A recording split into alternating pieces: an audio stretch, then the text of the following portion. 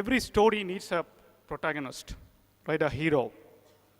And to tell the real story of Pyramid Valley, we need to kind of go back 25 plus years when an individual in a small town in Andhra Pradesh, the then Andhra Pradesh, got enlightened in the year of 1979, did a lot of experiments with meditation, right? And he got into the, just like when we eat a sweet, we probably tell our, what happened? So just like when we eat a sweet, if we find it wonderful, we tell our near and dear saying that, hey, that sweet is very good, why don't you try it?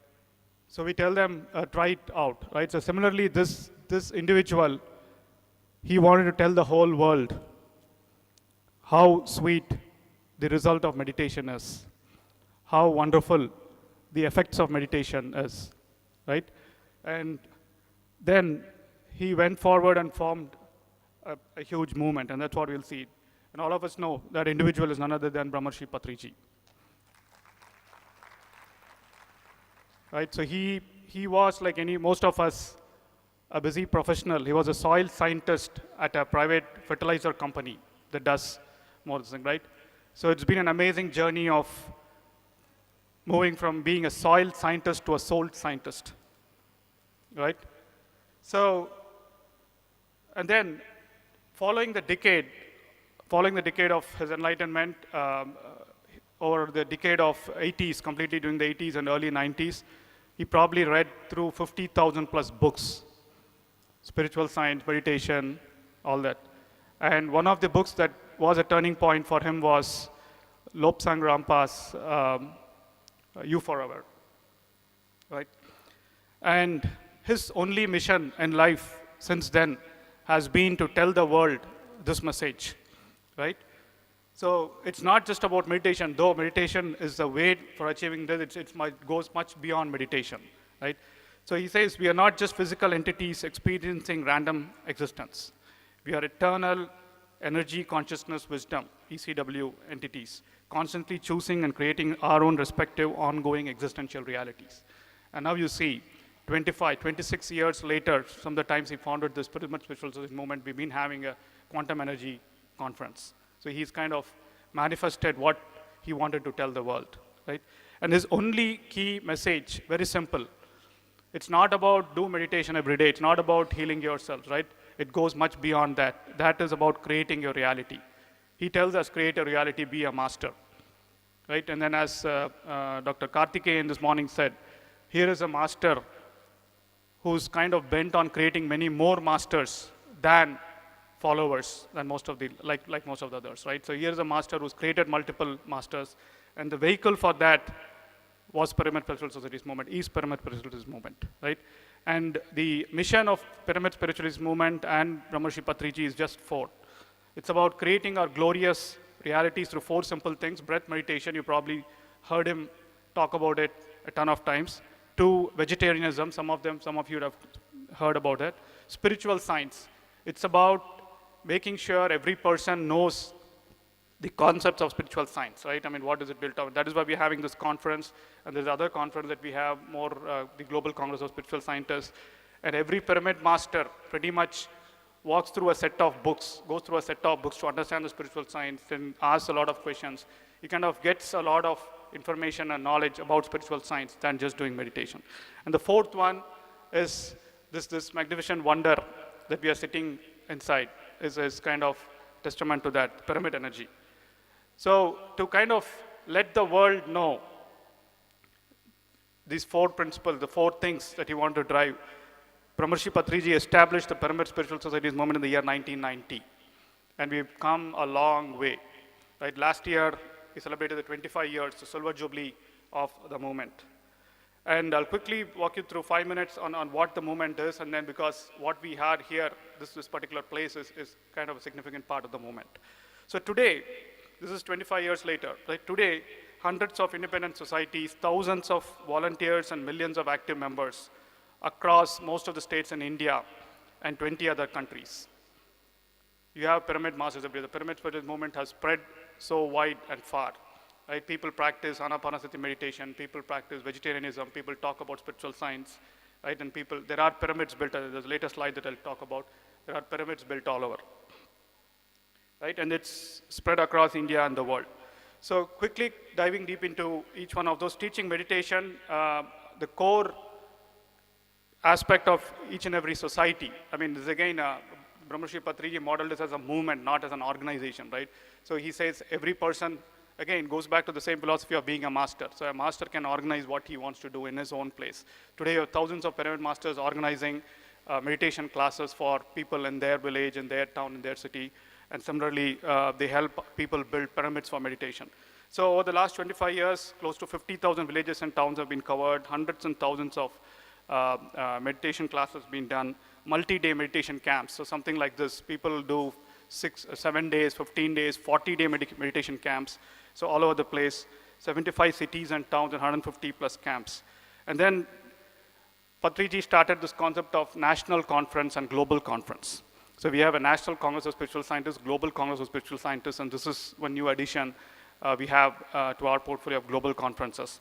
So over the last few years, we've had 27 global and national conferences happening across India. And in fact, the last year, I guess, we had one in the US as well. And then every year, end of December, the last 14 days of December, right? So the entire movement congregates in our Hyderabad Kartal pyramid. Again, a magnificent wonder and creation.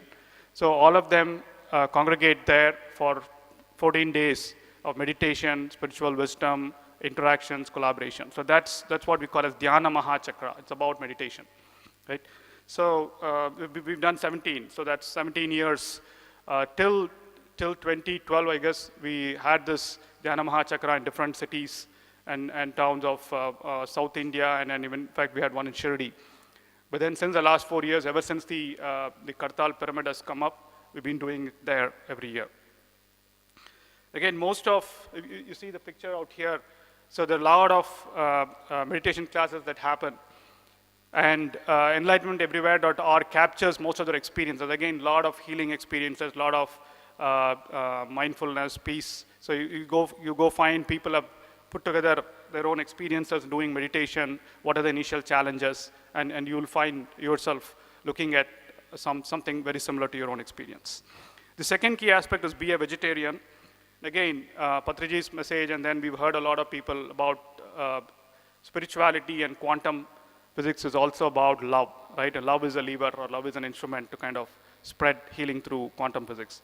And love is also an embodiment for every religious movement. And then love is nothing but being kind to our co-animal beings on the earth. It's not just about people. So that's where, and what we do as part of the Pyramid Spiritual Societies movement is that we do a lot of be a vegetarian rallies. Right, and typically it happens on Independence Day, most of the, and any other significant events or workshops or conferences that happen. So people go on across the city or across the town, be a vegetarian rallies. You see some of the pictures here. And then to promote spiritual science, again, a lot of literature that gets published. Patriji himself has probably written more than 200 books. Right, and then he encourages every pyramid master to write a book about their experience. And then today we saw Dr. Sara's book release, and this happens every event. A lot of people write books, and then he promotes. Patriji, in fact, gives us assignment, hey, you have to write a book in the next three months types, right? So that is, and then we also promote reading of spiritual literature, right? And then he keeps talking about, one is dhyana, then sajjan sangatya, and then reading books. Right, where you kind of read the books and then share it with people. And then this gives a view of the different magazines that we have in different languages. We have it in Hindi, Telugu, English, Kannada, Malayalam, I think Tamil as well. And then again, there is a spiritual science museum.org, which kind of talks about a lot of this spiritual gurus. Besides this, Patriji has found out a lot of focus groups. We have hundreds of spiritual healthcare centers. So we have pyramid meditation centers almost set up in every city. You will definitely find a couple of them from your town or city. If you go to patiencemovement.org, there is a directory that lists all that. Spiritual healthcare centers pretty much have counselors sitting and talking about more going through this kind of a healer-healy relationship, right? So they talk about those. Then we have Dhyana Mahila groups set in town, primarily having women gather in groups to kind of embrace meditation. We have Pyramid Spiritual Science Academy, which actually runs meditation courses, which runs certification courses for spiritual science. So there is a foundation course, and I think there is a 3-day course, 7-day course. So that's one key thing that they do. I think the academy does, even in the Pyramid Valley campus as well as outside. They have an office in Koramangala and Bangalore. And the other big thing is they publish textbooks, spiritual science textbooks from, I think, fourth standard or fifth standard, all the way up to college. So they also make sure they work with a lot of schools to help students use those textbooks, have those classes on spiritual science. I think all of us used to have moral science classes, and now we're trying to get spiritual science classes into the schools. And then we have the Indian Federation of Spiritual Scientists, which is pretty much a grouping of all Indian masters, spiritual masters. We get them to meet on such events. We have something called National Congress of Spiritual Scientists, where we invite them and share a platform. And then Pyramid Party of India is again a very nascent stage. It's the movement's way of trying to get spiritual thinking into political activities, right? So there are people who contest in certain elections so that they get the spiritual oneness type of thinking into political activities as well. And then coming to the topic of the day, it's about the context of Valley. Establishing pyramid meditation centers has been the key core, and you've heard a lot about the benefits of pyramids. I think even the last speaker had it. So we have hundreds of pyramid meditation centers, 75 plus larger pyramid halls, mega pyramids, and 10,000 rooftop pyramids. I think if you visit the store and some of the stalls here, you will know how you can have a pyramid in your house, right? A lot of people start with a pyramid in their room. Some of them have it on the rooftop, and some of them will build their houses. I recently built up my house 2-3 years ago. So we have a pyramid room with a pyramid roof, right? So these are more from a residential perspective, but invariably most of the towns have constructed separate community centers with pyramids. So if you go to, so here is a sampling of all those pyramid centers, right? Rooftop pyramids, mega pyramids, the normal pyramids, some pyramids across India. Again, you go to pyramidseverywhere.org, you will see a sampling of all the pyramids, and there is material for you to see what is the right angle to construct a pyramid, what are the material that you can use to create a pyramid, right? So as part of the initiative of creating pyramid meditation centers is where Pyramid Valley International, the place that we sit in, was born, right? This was established in 2003, and that's where I think Lalita was talking about. That time, this was a valley, right? Even if you see there are mountains on either side, and this was like plain rocks, a lot of big boulders here, and a lot of brown and green vegetation. And 10 years later, I think 12 years later, you see, this has grown into a fantastic campus promoting spiritual science and meditation, right? So this is a map of the Pyramid Valley that you see today. I don't know how many of you have had a chance to go around the places. I'll quickly go through the different places here. So Maitreya Buddha Mega Pyramid, the pyramid that we are in, is the world's first mega pyramid for meditation. So mega pyramid is any pyramid is 150 feet and above. So this measures 160 feet and 160 feet, 102 feet tall, close to 10 stories height. And then this started in year 2003. The construction of this pyramid ended in 2008. This was the first big building to be completed on this campus. And the King's Chamber that you see, I don't know how many of you have noticed the something written out there, but the significance of King's Chamber. When you go and meditate in a King's Chamber, you get 3 times more energy, or 3 times faster into a meditative state. So and each one of our pyramids, each one of our larger pyramids, or the pyramid meditation centers, have a King's Chamber. The Hyderabad one does, and pretty much everyone does, right? And this pyramid can seat 5,000 people inside, and then we've had a lot of mass meditation programs with all 5,000 people seated, people sitting outside, Patriji playing his flute meditation, right? It's been amazing. And this complex pretty much houses the bookstore. Some of you might have visited there. There's a bookstore in the basement. And then there's a library on the other side. Again, some of you have visited. There are some these stalls. There are some devices being demoed. And then we have our speakers have a table in that library, which is at the other end of it. And as we went through this journey, we also got a couple of several recognitions, right? So I think in 2005, I believe, Times of India ran a survey, a poll about 7 wonders of Bangalore.